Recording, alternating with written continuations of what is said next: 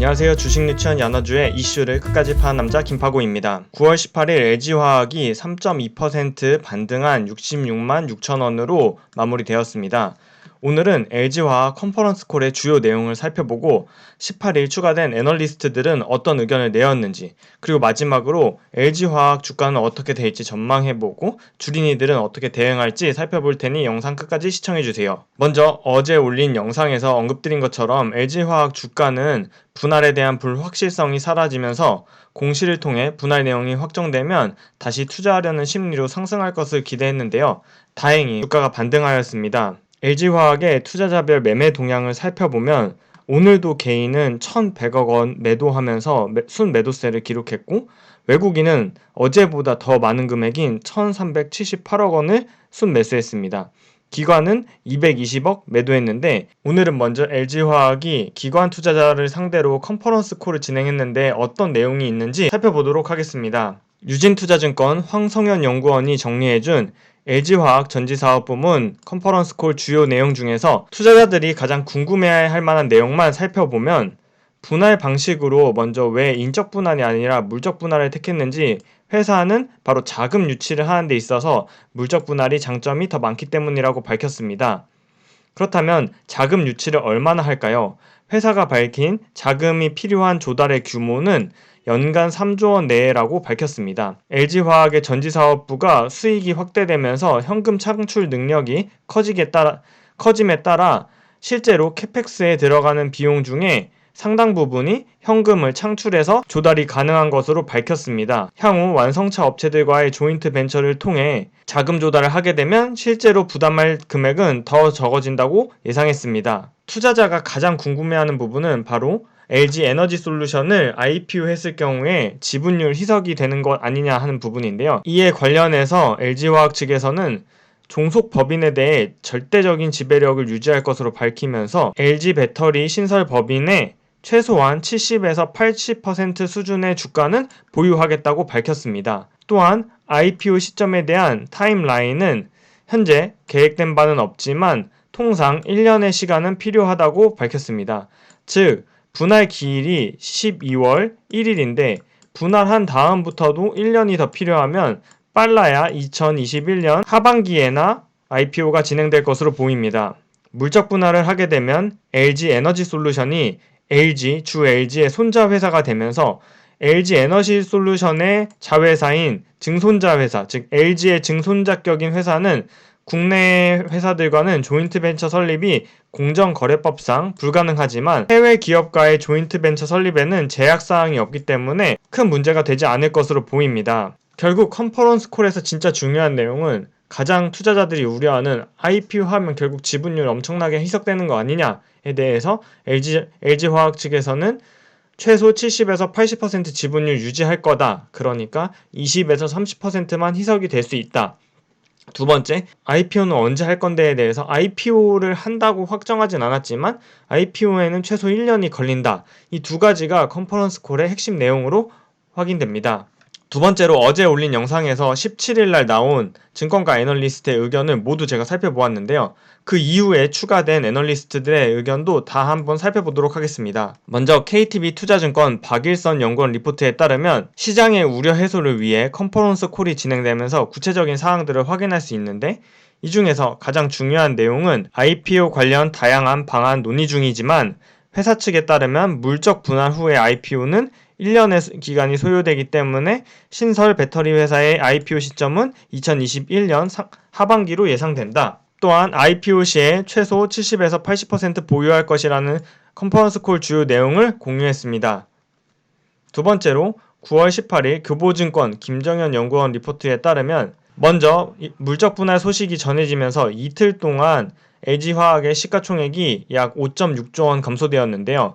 이 5.6조 원은 오늘의 반등분 제외한 금액인데 5.6조 원 정도의 감소는 이미 주주들이 실망할 만큼 충분히 주가에 반영되었기 때문에 앞으로 IPO를 한다고 해도 1년 이상 남은 상황에서 1년간 폭발적인 전기차 시장이 예고되어 있다는 점을 감안할 때 1위 전지업체, 글로벌 1위 전지업체인 LG화학에 대한 투자 수요는 여전히 강할 것으로 보았습니다. 세 번째, 9월 18일 신영증권 이지연 연구원 리포트에 따르면 먼저 IPO 시에도 지분율이 80% 이상 유지할 것을 컨퍼런스 콜에 밝혔고 희석되는 지분율이 20-30%에 불과하기 때문에 희석률이 크지 않아서 상장 이후에 기업 가치가 더 커질 것이라는 긍정적인 의견을 내었습니다. 네 번째로 유안타증권 황규원 연구원 리포트에 따르면 결국 물적 분할은 주주에게 미치는 영향이 희석에 따른 마이너스보다 가치 재평가와 상장을 통한 프리미엄을 통해 플러스 효과가 더 클 거라는 의견을 제시했고요. 유진투자증권 황성현 연구원도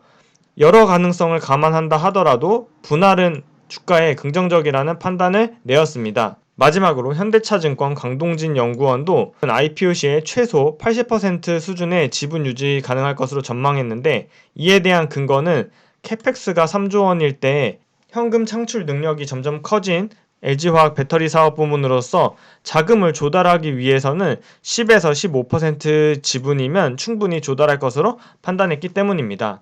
또한 분사를 하게 되면 가치평가를 재평가를 받을 수 있어서 높은 가치를 주가에 반영하게 될 것이라는 긍정적인 코멘트를 내놓았습니다. 어제 살펴본 영상과 합쳐서 제가 10개 이상 거의 15개의 증권가 애널리스트의 의견을 모두 살펴본 결과 물적 분할 자체는 기업 가치에 영향에 변화가 없지만 향후 IPO를 통해 지분율이 희석되더라도 희석되는 가치보다 실제 재평가, 즉 전지사업부에 대한 가치평가가 더 크기 때문에 주가에는 긍정적이라 조정시 매수다라는 의견이 모든 증권사 애널리스트의 공통된 의견이었습니다.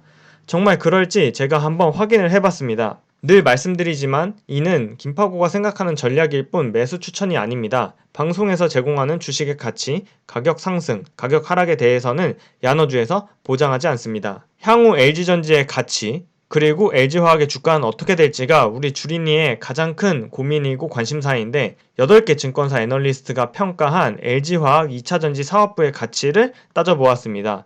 8개 증권사는 교보신영 신금투 유안타, 유진하이 한투 대신이었고 가장 높은 가치를 매긴 한투와 가장 낮은 가치를 매긴 신영증권을 제외한 나머지 증권사의 평균 2차전지 사업부 가치는 56조 원이었습니다. LG화학과 가장 많이 비교되는 배터리 회사인 CATL은 9월 16일 종가 기준으로 시가총액이 77.8조 원이었는데요. 9월 17일 미래에셋대우 박연주 연구원 리포트를 살펴보면 LG화학과 CATL을 영업이익과 생산설비에서 비교를 해보면 2020년에는 CATL이 영업이익이 더 크지만 2021년에는 비슷해지고 2022년에는 LG화학이 더 큰 영업이익을 낼 것으로 전망하고 있고 생산설비 또한 2020년 기준으로 LG화학은 100GW를 생산할 수 있는 반면 CATL은 약 50GW 정도를 생산할 수 있게 되고 2021년, 2022년, 2023년에도 그 격차는 줄어들지 않을 것으로 예상하고 있습니다. 결국 현재 LG화학의 전지사업부로서 약 55조 원의 가치를 평가받고 있는 전지사업부가 IPO를 예상할 것으로 예상되는 1년 뒤 2021년 하반기에 얼마만큼의 가치를 평가받게 될까요? 사업부의 분사에 따라 재평가가 이루어져서 CATL만큼 가치를 평가받는다면 80조 원 정도를 받게 될 것이고 일부 증권사에서는 100조 원 정도의 가치를 평가할 수 있다는 이야기도 나오고 있습니다.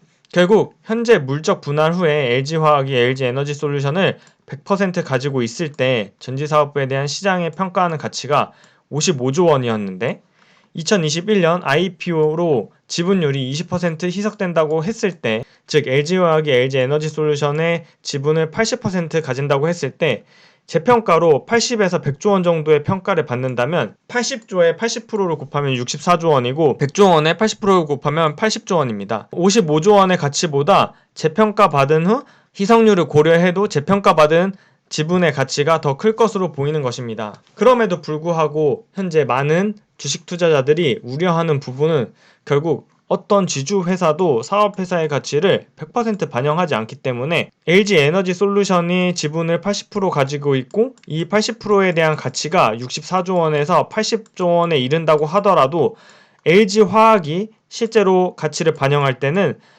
적게는 40%, 많게는 60%까지 지주회사는 사업회사의 가치를 온전히 반영하지 못하지 않냐? 결국 LG에너지솔루션이 상장되면 시장에 투자 수요가 몰리지 않을까 하는 걱정이 있는 것입니다. 이는 지난 영상에서 두산그룹이 두산솔루스와 두산퓨어셀을 인적 분할 후에 주가가 두산퓨어셀과 두산솔루스는 날아가는 반면에 두산의 주가는 하락하는 것에서 확인할 수 있습니다. 이러한 우려에도 불구하고 저는 먼저 컨퍼런스 콜에서 확인한 것처럼 LG에너지솔루션의 IPO는 빨라야 2021년 하반기에 진행될 텐데 IPO를 할지 안 할지도 모르고 하게 돼도 1년 뒤에 진행된다는 점, 그 1년 동안 앞으로 전기차 그리고 2차전지 시장이 폭발적으로 성장할 것이라는 것은 모두가 동의한다는 점, 그렇다면 2차전지 시장에서 매출액 기준으로도 1등, 생산 설비 기준으로도 압도적인 1등인 LG화학에 대한 전지사업부를 2차전지에 투자하면서 1년 동안 빼놓을 수 있을까요? 결국 투자자들에게 놓인 선택지는 두 개로 보입니다. 먼저 전지사업부의 물적 분할 후에 IPO까지 1년이라는 기간이 남았는데 그동안 전세계 2차전지 1등 기업인 LG화학 배터리에 투자하고 싶다면 저는 LG화학을 여전히 매수해야 된다고 판단합니다. 하지만 LG에너지솔루션 상장 전에 LG화학 투자가 꺼려지시는 투자자분들이 있다면 결국 다른 배터리셀 업체인 삼성 SDI나 SK이노베이션 또는 2차전지 소재 장비 업체로 투자하는 방안을 고려해야 할 것입니다. 벌써 시장에서는 발빠른 움직임이 나타나고 있는 것으로 보입니다. LG화학에 대한 투자 대신에 2차전지 소재 장비 업체들의 주가가 오늘 매우 좋았는데요. 이는 아마 LG화학에 대한 투자 대신 이러한 2차전지 소재 장비 업체를 투자하려는 수요로 보입니다. 어제도 말씀드렸듯이 LG화학 분할에 따른 이벤트 해석이 투자 주체별로 매우 상이하고 시장에서도 갑론을박이 굉장히 크게 진행 중입니다. 주가는 단기적으로 앞으로도 큰 변동성을 보일 것으로 예상하고 방송에서 제가 얘기한 가격 전망 혹은 주가 전망에 대해 야너주 김파고가 당연히 보장하지 않습니다. 내 소중한 돈 누군가의 한마디에 쉽게 사고 파는 의사결정 하지 않으셨으면 좋겠습니다. 다행히 오늘은 금요일이고 주말 동안 충분히 여러가지 자료를 찾으면서 LG화학 투자에 대한 생각을 정리할 시간이 우리에게 주어졌습니다. 다음 주에 주가가 어떻게 될지 고민만 해서는 달라지는 건 아무것도 없습니다. 주말 동안 여러 가지 자료 찾아보시면서 과연 나는 LG화학 물적 분할에 대해서 어떻게 판단할지 그리고 어떻게 대응을 할지 고민해보는 시간을 가지셨으면 좋겠습니다. 오늘 영상은 여기까지입니다. 오늘 영상이 도움이 되셨다면 구독, 좋아요, 알림 설정 부탁드려요. 그럼 다음 영상에서 만나요. 안녕!